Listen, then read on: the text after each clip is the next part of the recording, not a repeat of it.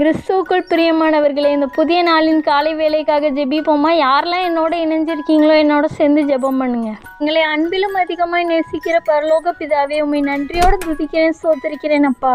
நாங்கள் நிற்பதும் நிர்மூலமாகாமல் இருப்பதும் சுத்த கிருபையினால் தகப்பனே. இன்றைய காலை பொழுதை ஆசீர்வதித்ததற்காக உமக்கு நன்றி செலுத்துகிறேன் தகப்பனே. மருத்துவமனையில் உடல்நிலை சரியில்லாமல் வியாதி படுக்கையில் இருக்கிற மக்களுக்காக ஜெபிக்கிறேன் தகப்பனே.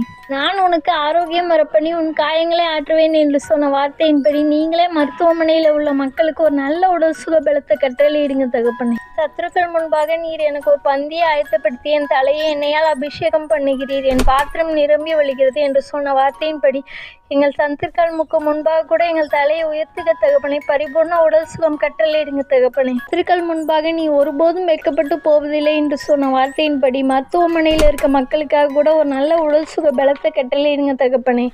எங்கள் ஜெபம் கேட்டதற்கு நன்றி தகப்பனே. நல்ல உடல் சுக பலத்தை கட்டளையிட போவீங்கன்னு விசுவாசிக்கிறோம் தகப்பனே. இயேசு கிறிஸ்துவின் இனிய நாமத்தில் ஜெபிக்கிறேன் ஜீவனுள்ள நல்ல பிதாவே, ஆமென்.